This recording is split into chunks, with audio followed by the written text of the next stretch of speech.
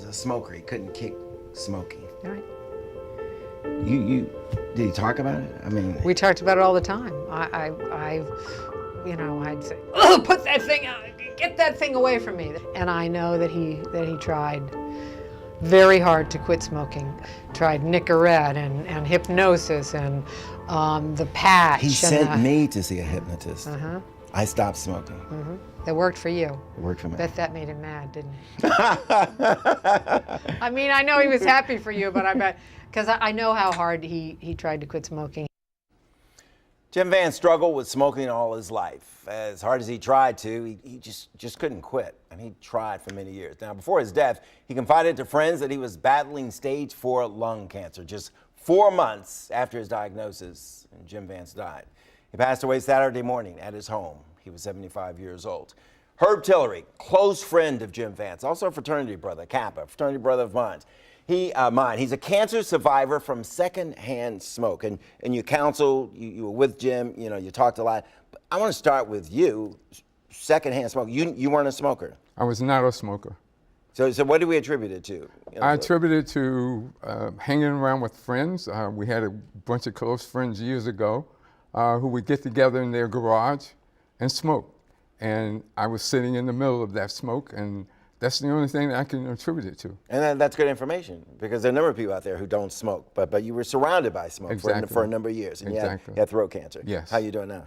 Doing great, 7-year survivor. Okay, congratulations, That's good news. What did you say to Jim? I mean, how were you helpful to him through this tough time? Once he was diagnosed, I thought the main thing was to stay positive. Many people give up on themselves, they give up on cancer, they start succumbing. And I think you have to have a positive mind, a positive outlook about living, have something to live for.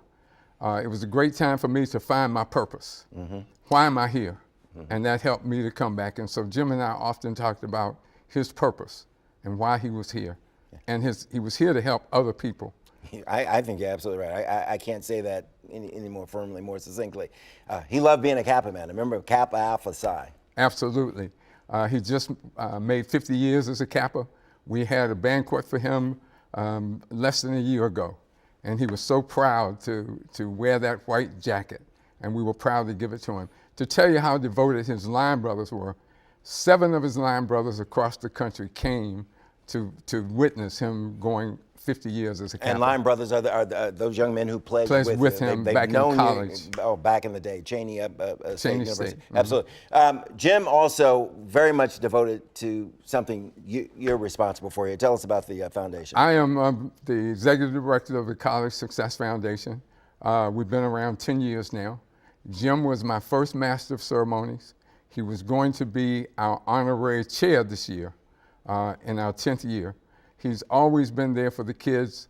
Jim was not seen as, he was not a celebrity to our kids. Right. They saw him as a big brother, an uncle, and he was always there for them. Your kids go on to college? Our kids from Ward 7 and 8.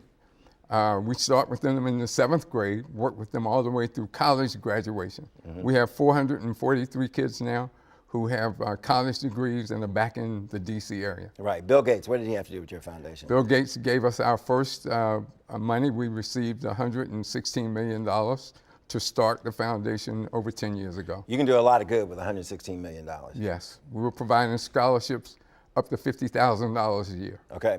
All right. You're having your annual breakfast in October. Yes. Okay. We're having our annual breakfast. This is our 10th year anniversary. We hope to, we know that we will have, this year will be Jeffrey Canada will be our guest speaker.